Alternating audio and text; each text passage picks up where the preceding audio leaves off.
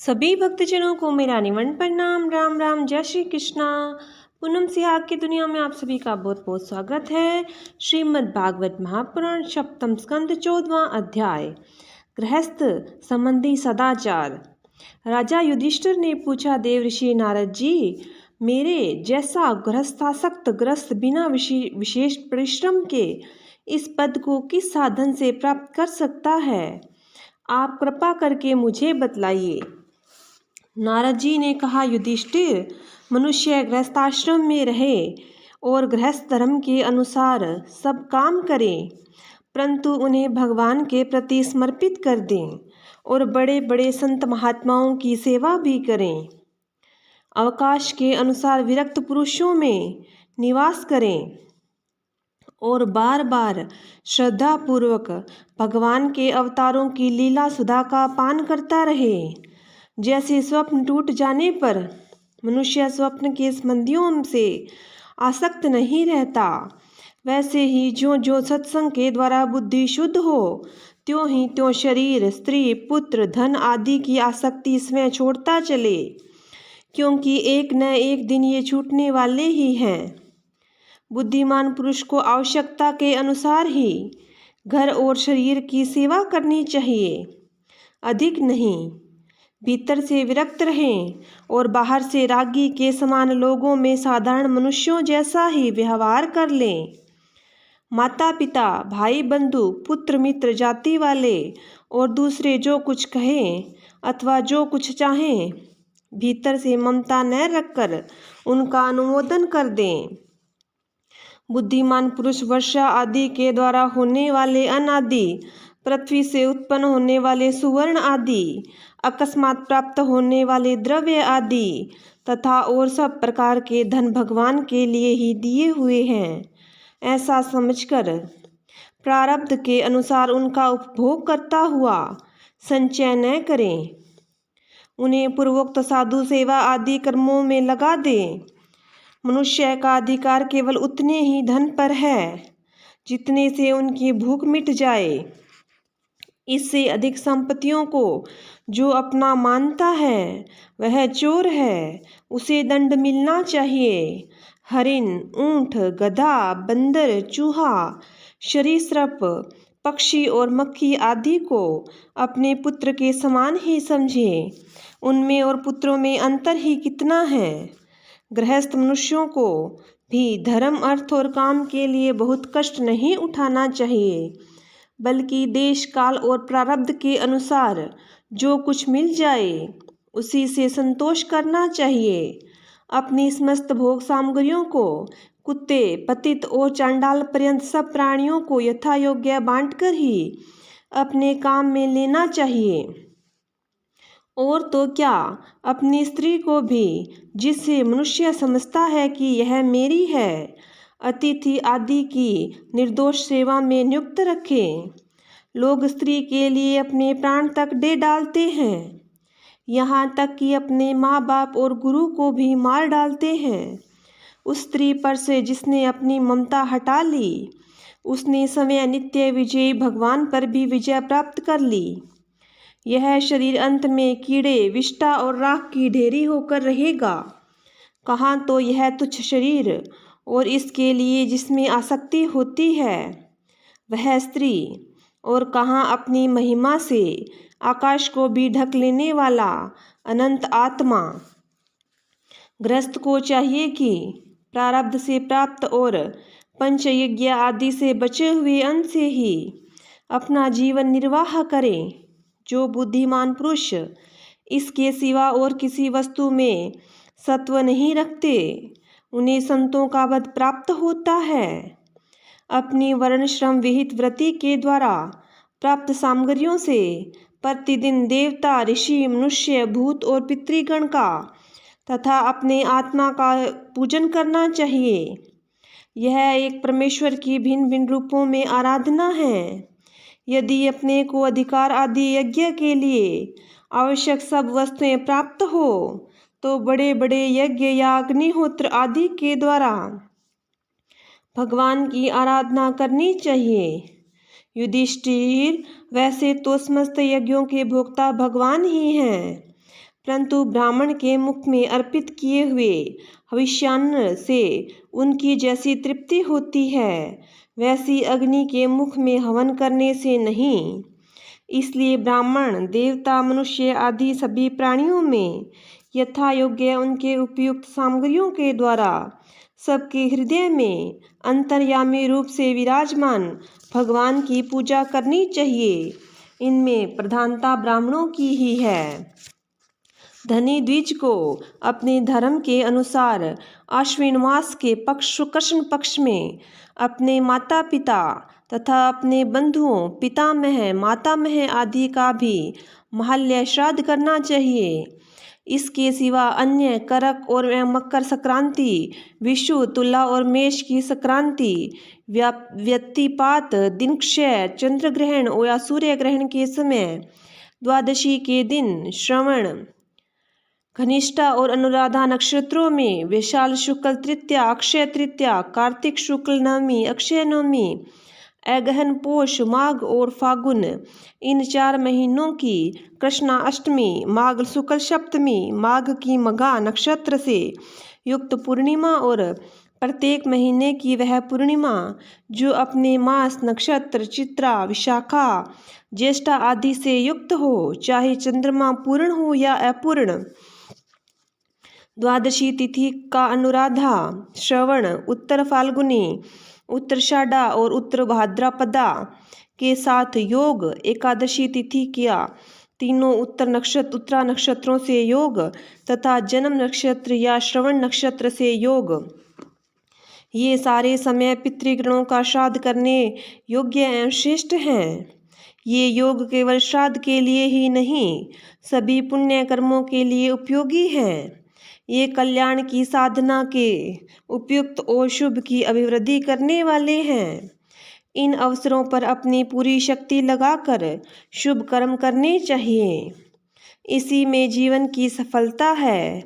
इन शुभ संयोगों में जो स्नान, जप, होम, व्रत तथा देवता और ब्राह्मणों की पूजा की जाती है अथवा जो कुछ देवता, पितृ, मनुष्य और प्राणियों को समर्पित किया जाता है उसका फल अक्षय होता है। युधिष्ठिर, इसी प्रकार स्त्री के पुंसवन आदि, संतान के जातकर्म आदि तथा अपने यज्ञ, दीक्षा आदि संस्कारों के समय, शवदाह के दिन या वार्षिक श्राद्ध के उपलक्ष्य में अथवा अन्य मांगलिक कर्मों में दान आदि शुभ कर्म करने चाहिए। युधिष्ठिर, जब मैं उन स्थानों का वर्णन करता हूँ जो धर्म आदि श्रेय की प्राप्ति कराने वाले हैं, सबसे पवित्र देश वह है जिसमें सत्पात्र मिलते हैं, जिनमें यह सारा चर और अचर जगत स्थित है। उन भगवान की प्रतिमा जिस देश में हो, जहाँ तप, विद्या एवं दया आदि गुणों से युक्त ब्राह्मणों के परिवार निवास करते हों तथा जहाँ जहाँ भगवान की पूजा होती हो और पुराणों में प्रसिद्ध गंगा आदि नदियाँ हो, वे सभी स्थान परम कल्याणकारी हैं। पुष्कर आदि सरोवर, सिद्ध पुरुषों के द्वारा सेवित क्षेत्र, कुरुक्षेत्र, गया, प्रयाग, पुलाश्रम, शालग्राम क्षेत्र, नैमिषारण्य, फाल्गुन क्षेत्र, सेतुबंध, प्रभास, द्वारका, काशी, मथुरा, पंपासर, बिंदु सरोवर, बद्रिकाश्रम, अलकनंदा, भगवान सीताराम जी के आश्रम, अयोध्या, चित्रकूट आदि, महेंद्र और मल्य आदि समस्त कुल पर्वत और जहाँ जहाँ भगवान के अर्चावतार हैं, वे सब के सब देश अत्यंत पवित्र हैं। कल्याणकामी पुरुष को बार बार उन देशों का सेवन करना चाहिए। इन स्थानों पर जो पुण्य कर्म किए जाते हैं, मनुष्यों को उनका 1000 गुना फल मिलता है। युधिष्ठिर, पात्र निर्णय के प्रसंग में पात्रों के गुणों को जानने वाले विवेकी पुरुष को एकमात्र भगवान को ही सत्पात्र बतलाया है। यह चराचर जगत उन्हीं का स्वरूप है। अभी तुम्हारे इसी यज्ञ की बात है। देवता, ऋषि, सिद्ध और सनकादि के रहने पर भी अग्र पूजा के लिए भगवान श्री कृष्ण को ही पात्र समझा गया। असंख्य जीवों से भरपूर इस ब्रह्मांड रूप महावृक्ष के एकमात्र मूल भगवान श्री कृष्ण ही हैं। इसलिए उनकी पूजा से समस्त जीवों की आत्मा तृप्त हो जाती है। उन्होंने मनुष्य, पशु, पक्षी, ऋषि और देवता आदि के शरीर रूप पुरों की रचना की है तथा वे ही इन पुरों में जीव रूप से भी शयन करते हैं। इसी से उनका एक नाम पुरुष भी है। युधिष्ठिर, एक रस रहते हुए भी भगवान इन मनुष्य आदि शरीरों में उनकी विभिन्नता के कारण न्यूनाधिक रूप से प्रकाशमान हैं। इसलिए पशु पक्षी आदि शरीरों की अपेक्षा मनुष्य ही श्रेष्ठ पात्र है। और मनुष्यों में भी जिसमें भगवान का अंश तप योग आदि जितना ही अधिक पाया जाता है वह उतना ही श्रेष्ठ है। युधिष्ठिर, त्रेता आदि युगों में जब विद्वानों ने देखा कि मनुष्य परस्पर एक दूसरे का अपमान आदि करते हैं तब उन लोगों ने उपासना की सिद्धि के लिए भगवान की प्रतिमा की प्रतिष्ठा की। तभी से कितने ही लोग बड़ी श्रद्धा और सामग्री से प्रतिमा में ही भगवान की पूजा करते हैं, परंतु जो मनुष्य से द्वेष करते हैं उन्हें प्रतिमा की उपासना करने पर भी सिद्धि नहीं मिल सकती। युधिष्ठिर, मनुष्यों में ब्राह्मण विशेष सुपात्र माना गया है क्योंकि वह अपनी तपस्या, विद्या और संतोष आदि गुणों से भगवान के वेद रूप शरीर को धारण करता है। महाराज, हमारी और तुम्हारी तो बात ही क्या, ये जो सर्वात्मा भगवान श्री कृष्ण हैं इनके भी इष्ट देव ब्राह्मण ही हैं, क्योंकि इनके चरणों की धूल से तीनों लोग पवित्र होते रहते हैं। 15वां अध्याय, गृहस्थों के लिए मोक्ष धर्म का वर्णन। नारद जी कहते हैं, युधिष्ठिर, कुछ ब्राह्मणों की निष्ठा कर्म में, कुछ की तपस्या में, कुछ की वेदों के स्वाध्याय और प्रवचन में, कुछ की आत्मज्ञान के संपादन में तथा कुछ की योग में होती है। गृहस्थ पुरुष को चाहिए कि श्राद्ध एवं देव पूजा के अवसर पर अपने कर्म का अक्षय फल प्राप्त करने के लिए ज्ञाननिष्ठ पुरुष को ही हव्य कव्य का दान करें। यदि वह न मिले तो योगी, प्रवचनकार आदि को यथा योग्य और यथा क्रम देना चाहिए। देव कार्य में 2 और पितृ कार्य में 3 अथवा दोनों में एक एक ब्राह्मण को भोजन कराना चाहिए। अत्यंत धनी होने पर भी श्राद्ध कर्म में अधिक विस्तार नहीं करना चाहिए, क्योंकि सगे संबंधी आदि स्वजनों को देने से और विस्तार करने से देश कालोचित श्रद्धा, पदार्थ, पत्र और पूजन आदि ठीक ठीक नहीं हो पाते। देश और काल को प्राप्त होने पर ऋषि मुनियों के भोजन करने योग्य शुद्ध हविष्यान्न भगवान को भोग लगाकर श्रद्धा से विधि पूर्वक यथा योग्य पात्र को देना चाहिए। वह समस्त कामनाओं को पूर्ण करने वाला और अक्षय होता है। देवता, ऋषि, पितृ, अन्य प्राणी, स्वजन और अपने आप को भी अन्न का विभाजन करने के समय परमात्मा स्वरूप ही देखें। धर्म का मर्म जानने वाले पुरुष श्राद्ध में मांस का अर्पण न करें और न स्वयं ही उसे खाएं, क्योंकि पितरों को ऋषि मुनियों के योग्य हविष्यान्न से जैसी प्रसन्नता होती है वैसी पशु हिंसा से नहीं होती। जो लोग स्वधर्म पालन की अभिलाषा रखते हैं उनके लिए इससे बढ़कर और कोई धर्म नहीं है कि किसी भी प्राणी को मन, वाणी और शरीर से किसी प्रकार का कष्ट न दिया जाए। इसी से कोई यज्ञ तत्व को जानने वाले ज्ञानी ज्ञान के द्वारा प्रज्वलित आत्म संयम रूप अग्नि में इन कर्म में यज्ञों का हवन कर देते हैं और बाह्य कर्म कलापों से उपरत हो जाते हैं। जब कोई इन द्रव्य में यज्ञों से यजन करना चाहता है तब सभी प्राणी डर जाते हैं। वे सोचने लगते हैं कि यह अपने प्राणों का पोषण करने वाला निर्दयी मूर्ख मुझे अवश्य मार डालेगा। इसलिए धर्मज्ञ मनुष्य को यही उचित है कि प्रतिदिन प्रारब्ध के द्वारा प्राप्त मुनिजनोचित हविष्यान्न से ही अपने नित्य और नैमित्तिक कर्म करें तथा उसी से सर्वदा संतुष्ट रहें।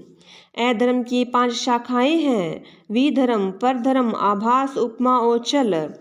धर्मज्ञ पुरुष अधर्म के समान ही इनका भी त्याग कर दें। जिस कार्य को धर्म बुद्धि से करने पर भी अपने धर्म में बाधा पड़े वह विधर्म है। किसी अन्य के द्वारा अन्य पुरुष के लिए उपदेश किया हुआ धर्म परधर्म है। पाखंड या दंभ का नाम उपधर्म या अथवा उपमा है। शास्त्र के वचनों के द्वारा वचनों का दूसरे प्रकार का अर्थ कर देना छल है। मनुष्य अपने आश्रम के विपरीत स्वेच्छा से जिसे धर्म मान लेता वह आभास है। अपने अपने स्वभाव के अनुकूल जो वर्णाश्रमोचित धर्म है वे भला किसे शांति नहीं देते। धर्मात्मा पुरुष निर्धन होने पर भी धर्म के लिए अथवा शरीर निर्वाह के लिए धन प्राप्त करने की चेष्टा न करें, क्योंकि जिसे बिना किसी प्रकार की चेष्टा किए अजगर की जीविका चलती है, वैसे ही निवृत्ति पारायण पुरुष की निवृत्ति ही उसकी जीविका का निर्वाह कर देती है। जो सुख अपनी आत्मा में रमण करने वाले निष्क्रिय संतोषी पुरुष को मिलता है वह उस मनुष्य को भला कैसे मिल सकता है जो कामना और लोभ धन के लिए हाय हाय करता हुआ इधर उधर दौड़ता फिरता है। जैसे पैरों में जूता पहनकर चलने वाले को कंकड़ आदि कांटों से कोई डर नहीं होता, वैसे ही जिनके मन में संतोष है उसके लिए सर्वदा और सब कहीं सुख ही सुख है, दुख है ही नहीं। युधिष्ठिर, न जाने क्यों मनुष्य केवल जल मात्र और से ही संतुष्ट रहकर अपने जीवन का निर्वाह नहीं कर लेता, अपितु रसेंद्रियों और जन्नेंद्रियों के फेर में पड़कर यह बेचारा घर की चौकसी करने वाले कुत्ते के समान हो जाता है। जो ब्राह्मण संतोषी नहीं है, इंद्रियों को लोलुपता के कारण उसके तेज विद्या तपस्या और यश क्षीण हो जाते हैं और वह विवेक भी खो बैठता है। भूख और प्यास मिट जाने पर खाने पीने की कामना का अंत हो जाता है। क्रोध भी अपना काम पूरा करके शांत हो जाता है। परंतु यदि मनुष्य पृथ्वी की समस्त दिशाओं को जीत ले और भोग ले, तब भी लोभ का अंत नहीं होता। अनेक विषयों के ज्ञाता शंकाओं का समाधान करके चित्त में शास्त्रोक्त अर्थ को बैठा देने वाले विद्वत सभाओं में सभापति बड़े बड़े विद्वान भी असंतोष के कारण गिर जाते हैं। धर्मराज, संकल्पों के परित्याग से काम को, कामनाओं के त्याग से क्रोध को, शरीर लोग जिसे अर्थ कहते हैं, संसारी लोग जिसे अर्थ कहते हैं उसे अनर्थ समझकर लोभ को और तत्व के विचार से भय को जीत लेना चाहिए। आध्यात्म विद्या से शोक और मोह पर, संतों की उपासना से दंभ पर, मौन के द्वारा योग के विघ्नों पर और शरीर प्राण आदि को निश्चेष्ट करके हिंसा पर विजय प्राप्त करनी चाहिए।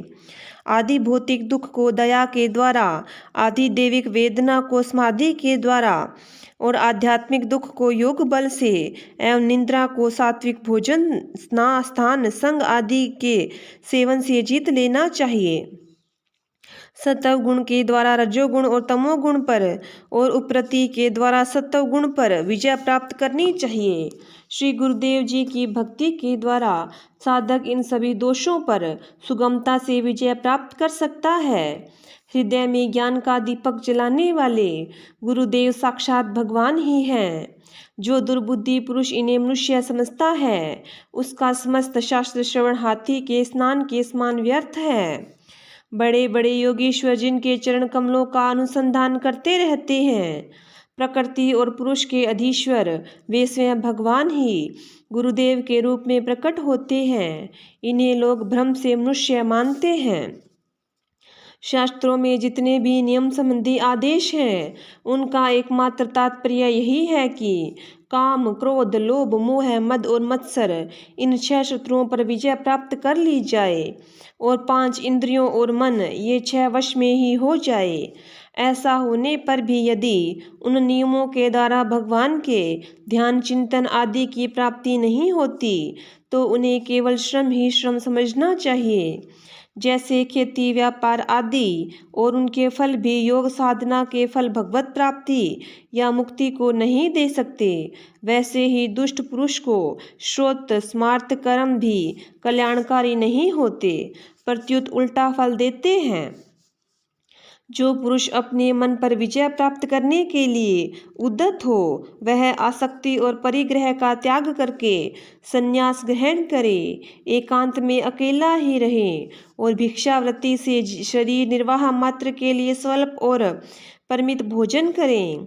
युधिष्ठिर पवित्र और समान भूमि पर अपना आसन बिछाएं और सीधे स्थिर भाव से समान और सुखकर आसन से उस पर बैठकर ओंकार का जप करें। जब तक मन संकल्प विकल्पों को छोड़ न दे तब तक नासिका के अग्रभाग पर दृष्टि जमाकर पूरक, कुंभक और रेचक द्वारा प्राण और अपान की गति को रोकें। काम की चोट से घायल चित्त इधर उधर चक्कर काटता हुआ जहाँ जहाँ जाए, विद्वान पुरुष को चाहिए कि वह वहाँ वहाँ से उसे लौटा लाए और धीरे धीरे हृदय में रोके। जब साधक निरंतर इस प्रकार का अभ्यास करता है, वह ईंधन के बिना जैसे अग्नि बुझ जाती है, वैसे ही थोड़े समय में उसका चित्त शांत हो जाता है।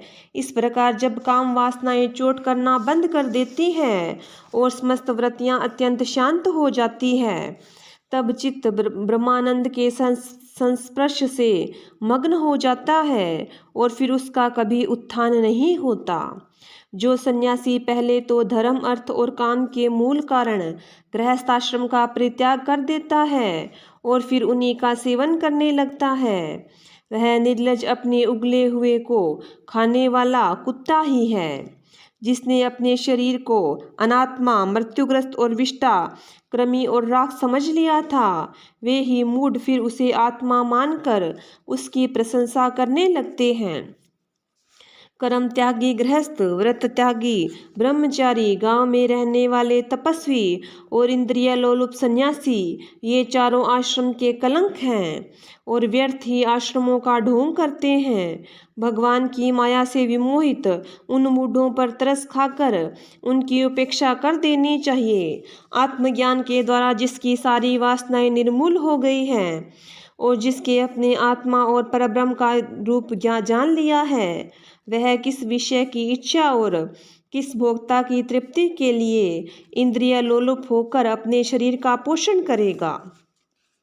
उपनिषदों में कहा गया है कि शरीर रथ है, इंद्रियां घोड़े हैं, इंद्रियों का स्वामी मन लगाम है, शब्द आदि विषय मार्ग हैं, बुद्धि सारथी है, चित्त ही भगवान के द्वारा निर्मित बांधने की विशाल रस्सी है, 10 प्राण धुरी हैं, धर्म और अधर्म पहिए हैं और इनका अभिमानी जीव रथी कहा गया है।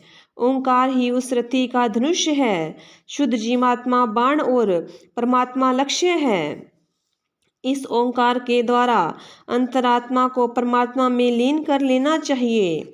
राग, द्वेष, लोभ, शोक, मोह, भय, मद, मान, अपमान, दूसरों के गुणों में दोष निकालना, छल, हिंसा, दूसरों की उन्नति को देखकर जलना, तृष्णा, प्रमाद, भूख और नींद, ये सब और ऐसे ही जीवों के और भी बहुत से शत्रु हैं। उनमें रजोगुण और तमोगुण प्रधान वृत्तियां अधिक हैं। कहीं कहीं कोई सत्वगुण प्रधान ही होती है। यह मनुष्य शरीर रूप रथ जब तक अपने वश में है, इसके इंद्रिय, मन आदि सारे साधन अच्छी दिशा में विद्यमान हैं, तभी तक श्री गुरुदेव के चरण कमलों की सेवा पूजा से शान धराई हुई ज्ञान की तीखी तलवार लेकर भगवान के आश्रय से इन शत्रुओं का नाश करके अपने स्वराज्य सिंहासन पर विराजमान हो जाएं और फिर अत्यंत शांत भाव से इस शरीर का भी परित्याग कर दें। नहीं तो तनिक भी प्रमाद हो जाने पर ये इंद्रिय रूप दुष्ट घोड़े और उनसे मित्रता रखने वाले बुद्धि रूप सारथी रथ के स्वामी जीव को उल्टे रास्ते पर ले जाकर विषय रूपी लुटेरों के हाथों में डाल देंगे। वे डाकू, सारथी और घोड़ों के सहित इस जीव को मृत्यु से अत्यंत भयावने घोर अंधकार में संसार के कुएं में गिरा देंगे। वैदिक कर्म 2 प्रकार के हैं। एक तो वे जो वृत्तियों को उनके विषयों की ओर ले जाते हैं, प्रवृत्ति परक, और दूसरे वे जो वृत्तियों को उनके विषयों की ओर से लौटाकर शांत और आत्म साक्षात्कार के योग्य बना देते हैं, निवृत्ति परक। प्रवृत्ति परक कर्म मार्ग से बार बार जन्म मृत्यु की प्राप्ति होती है और निवृत्ति परक भक्ति मार्ग या ज्ञान मार्ग के द्वारा परमात्मा की प्राप्ति होती है।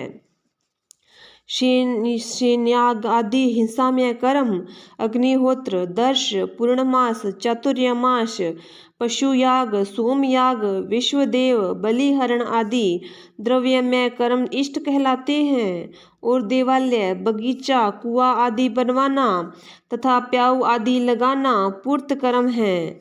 ये सभी प्रवृत्ति परक कर्म हैं और सकाम भाव से युक्त होने पर अशांति के कारण ही बनते हैं। प्रवृत्ति पारायण पुरुष मरने पर चरु, पोरुडाश आदि यज्ञ संबंधी द्रव्यों के सूक्ष्म भाग से बना हुआ शरीर धारण कर धूमाभिमानी देवताओं के पास जाता है। फिर क्रमशः रात्रि, कृष्ण पक्ष और दक्षिणायन के अभिमानी देवताओं के पास जाकर चंद्रलोक में पहुंचता है। वहां से भोग समाप्त होने पर अमावस्या के चंद्रमा के समान क्षीण होकर वृष्टि द्वारा क्रमशः औषधि, लता, अन्न और वीर्य के रूप में परिणित होकर पितृयान मार्ग से पुनः संसार में ही जन्म लेता है।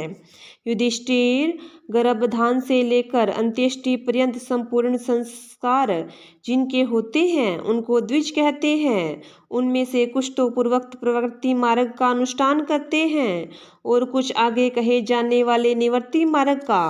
निवृत्ति पारायण पुरुष इष्ट पूर्त आदि कर्मों से होने वाले समस्त यज्ञों को विषयों का ज्ञान कराने वाले इंद्रियों में हवन कर देते हैं। इंद्रियों को दर्शन आदि संकल्प रूप मन में, विकार आदि मन को परावाणी में और परावाणी को वर्ण समुदाय में, वर्ण समुदाय को अ उम इन तीन स्वरों के रूप में रहने वाले ओंकार में, ओंकार को बिंदु में, बिंदु को नाद में, नाद को सूत्रात्मा रूप प्राण में तथा प्राण को ब्रह्म में लीन कर देता है। वह निवृत्ति निष्ठ ज्ञानी क्रमशः अग्नि, सूर्य, दिन, सायंकाल, शुक्ल पक्ष, पूर्णमासी और उत्तरायण के अभिमानी देवताओं के पास जाकर ब्रह्मलोक में पहुंचता है और वहां के भोग समाप्त होने पर वह स्थूलोपाधिक विश्व अपनी स्थूल उपाधि को सूक्ष्म में लीन करके सूक्ष्मोपाधिक तेजस हो जाता है। फिर सूक्ष्म उपाधि को कारण में ले करके करणोपाधिक प्राज्ञ रूप में स्थित होता है। फिर सबके साक्षिक रूप से सर्वत्र अनुगत होने के कारण साक्षी के ही स्वरूप में करणोपाधि का लय करके तूर्य रूप में स्थित होता है। इस प्रकार दृश्यों का लय हो जाने पर वह शुद्ध आत्मा रह जाता है। यही मोक्षपद है। इसे देवयान मार्ग कहते हैं। इस मार्ग से जाने वाला आत्मोपासक संसार की ओर से निवृत्त होकर क्रमशः एक से दूसरे देवता के पास होता हुआ ब्रह्मलोक में जाकर अपने स्वरूप में स्थित हो जाता है। वही प्रवृत्ति मार्गों के समान फिर जन्म मृत्यु के चक्र में नहीं पड़ता। ये पितृयान और देवयान दोनों ही वेदोक्त मार्ग है। जो शास्त्रीय दृष्टि से इन्हें तत्वतः जान लेता है वह शरीर में स्थित रहता हुआ भी मोहित नहीं होता। पैदा होने वाले शरीर से पहले भी कारण रूप से उनका अंत हो जाने पर भी उनकी अवधि रूप से जो समय विद्यमान रहता है, जो भोग रूप से बाहर और भोक्ता रूप से भीतर है तथा ऊंच और नीच, जानना और जानने का विषय, वाणी और वाणी का विषय, अंधकार और प्रकाश आदि वस्तुओं के रूप में जो कुछ भी उपलब्ध होता है वह सब स्वयं उस यह तत्ववेत्ता ही है। इसी से मोह है उसका स्पर्श नहीं कर सकता। दर्पण आदि में दिख पड़ने वाला प्रतिबिंब विचार और युक्ति से बाधित है, उसका उनमें अस्तित्व है नहीं, फिर भी वस्तु के रूप में तो वह दिखता ही है। वैसे ही इंद्रियों के द्वारा दिखने वाला वस्तुओं का भेदभाव भी विचार, युक्ति और आत्म अनुभव से असंभव होने के कारण वस्तुतः न होने पर भी सत्य सा प्रतीत होता है। पृथ्वी आदि पंचभूतों से इस शरीर का निर्माण नहीं हुआ। वास्तविक दृष्टि से देखा जाए तो न तो यह उन पंचभूतों का संघात है और न ही विकार या परिणाम ही, क्योंकि यह अपने अवयवों से न तो पृथक है और न उनमें अनुगत ही है, अतः ये मिथ्या है। इसी प्रकार शरीर के कारण रूप पंचभूत भी अव्ययी होने के कारण अपने अवयवों सूक्ष्म भूतों से भिन्न नहीं हैं, अव्यय रूप ही हैं। जो बहुत खोजबीन करने पर भी अवयवों के अतिरिक्त अव्ययी का अस्तित्व नहीं मिलता, वह असत ही सिद्ध होता है। तब अपने आप ही यह सिद्ध हो जाता है कि ये अव्यय ही असत्य ही हैं।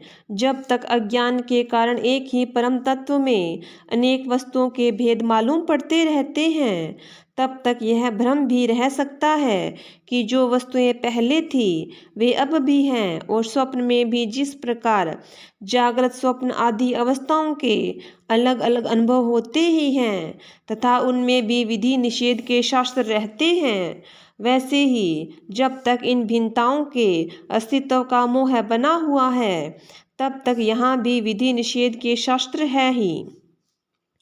जो विचारशील पुरुष स्वानुभूति से आत्मा के त्रिविध अद्वैत का साक्षात्कार करते हैं, वे जागृत स्वप्न सुषुप्ति और दृष्टा दर्शन और दृश्य के भेद रूप स्वप्न को मिटा देते हैं। ये अद्वैत 3 प्रकार के हैं, भावद्वैत, क्रियाद्वैत और द्रव्यद्वैत। जैसे वस्त्र सूत रूप ही होता है, वैसे ही कार्य भी कारण मात्र ही है, क्योंकि भेद तो वास्तव में है नहीं। इस प्रकार सबकी एकता का विचार भावाद्वैत है। युधिष्ठिर, मन वाणी और शरीर से होने वाले सब कर्म स्वयं परब्रह्म परमात्मा में ही हो रहे हैं, उसी में अध्यस्त हैं। इस भाव से समस्त कर्मों को समर्पित कर देना क्रियाद्वैत है। स्त्री पुत्र आदि सगे संबंधी एवं संसार के अन्य समस्त प्राणियों के तथा अपने स्वार्थ और भोग एक ही हैं, उनमें अपने और पराये का भेद नहीं है। इस प्रकार का विचार द्रव्याद्वैत है। युधिष्ठिर, जिस पुरुष के लिए जिस द्रव्य को जिस समय जिस उपाय से और जिससे ग्रहण करना शास्त्राज्ञा के विरुद्ध न हो, उसे उसी से अपने सब कार्य संपन्न करने चाहिए। आपत्ति काल को छोड़कर इससे अन्यथा नहीं करना चाहिए। महाराज, भगवत भक्त मनुष्य वेद में कहे हुए इन कर्मों के तथा अन्य कर्मों के अनुष्ठान से घर में रहते हुए भी श्री कृष्ण की गति को प्राप्त करता है। युधिष्ठिर, जैसे तुम अपने स्वामी भगवान श्री कृष्ण की कृपा और सहायता से बड़ी बड़ी कठिन विपत्तियों को पार हो गए हो और उन्हीं के चरण कमलों की सेवा से समस्त भूमंडल को जीतकर तुमने बड़े बड़े राजसूय आदि यज्ञ किए हैं। पूर्व जन्म में इसके पहले के महाकल्प में एक गंधर्व था, मेरा नाम था। पूर्व जन्म में इसके पहले महाकल्प में मैं एक गंधर्व था, मेरा नाम था उपबर्हण, और गंधर्वों में मेरा बड़ा सम्मान था। मेरी सुंदरता, सुकुमारता और मधुरता अपूर्व थी। मेरे शरीर से सुगंधी निकला करती और देखने में बहुत अच्छा लगता था। मैं स्त्रियां मुझसे बहुत प्रेम करती और मैं सदा प्रमाद में ही रहता। मैं अत्यंत विलासी था। एक बार देवताओं के यहाँ ज्ञान सत्र हुआ। उसमें बड़े बड़े प्रजापति आए। भगवान की लीला का गान करने के लिए उन लोगों ने गंधर्व और अप्सराओं को बुलाया। मैं जानता था कि वह संतों का समाज है और वहाँ भगवान की लीला का गान होता है। फिर भी मैं स्त्रियों के साथ लौकिक गीतों का गान करता हुआ उन्मत्त की तरह वहां जा पहुंचा। देवताओं ने देखा कि यह तो हम लोगों का अनादर कर रहा है। उन्होंने अपनी शक्ति से मुझे श्राप दे दिया कि तुमने हम लोगों की अवहेलना की है, इसलिए तुम्हारी सारी सौंदर्य संपत्ति नष्ट हो जाए और तुम शीघ्र ही शूद्र हो जाओ। उनके शाप से मैं दासी का पुत्र हुआ, किंतु उस शूद्र जीवन में किए हुए महात्माओं के सत्संग और सेवा शुश्रूषा के प्रभाव से मैं दूसरे जन्म में ब्रह्मा जी का पुत्र हुआ। संतों की अवहेलना और सेवा का यह मेरा प्रत्यक्ष अनुभव है। संत सेवा से भगवान प्रसन्न होते हैं। मैंने तुम्हें गृहस्थों के पाप नाशक धर्म बतला दिया। इस धर्म के आचरण से गृहस्थ भी अनायास ही सन्यासियों को मिलने वाला परम पद प्राप्त कर लेता है। युधिष्ठिर, इस मनुष्यलोक में तुम लोगों के भाग्य अत्यंत प्रशंसनीय हैं, क्योंकि तुम्हारे घर के में साक्षात परब्रह्म परमात्मा मनुष्य का रूप धारण करके गुप्त रूप से निवास करते हैं। इसी से सारे संसार को पवित्र कर देने वाले ऋषि मुनि बार बार उनका दर्शन करने के लिए चारों ओर से तुम्हारे पास आया करते हैं। बड़े बड़े महापुरुष निरंतर जिनको ढूंढते रहते हैं, जो माया के लेस से रहित परम शांत परमानंद अनुभव स्वरूप परब्रह्म परमात्मा हैं, वे ही तुम्हारे प्रिय हितैषी ममेरे भाई पूज्य आज्ञाकारी गुरु और स्वयं आत्मा श्री कृष्ण हैं। शंकर ब्रह्मा आदि भी अपनी सारी बुद्धि लगाकर वे यह हैं, इस रूप में उनका वर्णन नहीं कर सके, फिर हम तो कर ही कैसे सकते हैं।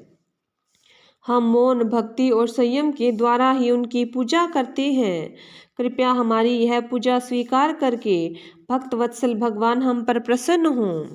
श्री सुखदेव जी कहते हैं, परीक्षित, देव ऋषि नारद का यह प्रवचन सुनकर राजा युधिष्ठिर को अत्यंत आनंद हुआ।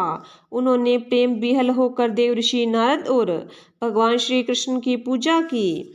देव ऋषि नारद भगवान श्री कृष्ण और राजा युधिष्ठिर से विदा लेकर और उनके द्वारा सत्कार पाकर चले गए। भगवान श्री कृष्ण ही प्रब्रह्म हैं। यह सुनकर युधिष्ठिर के आश्चर्य की सीमा न रही। परीक्षित, इस प्रकार मैंने तुम्हें 10 दक्ष पुत्रियों के वंशों का अलग अलग वर्णन सुनाया। उन्हीं के वंश में देवता असुर मनुष्य आदि और संपूर्ण चराचर की सृष्टि हुई है। इति सप्तम स्कंद समाप्त। हरि ओम तत्सत, हरि ओम तत्सत, हरि ओम तत्सत। बोलिए विष्णु भगवान की जय हो, बोलिए कृष्ण भगवान की जय हो।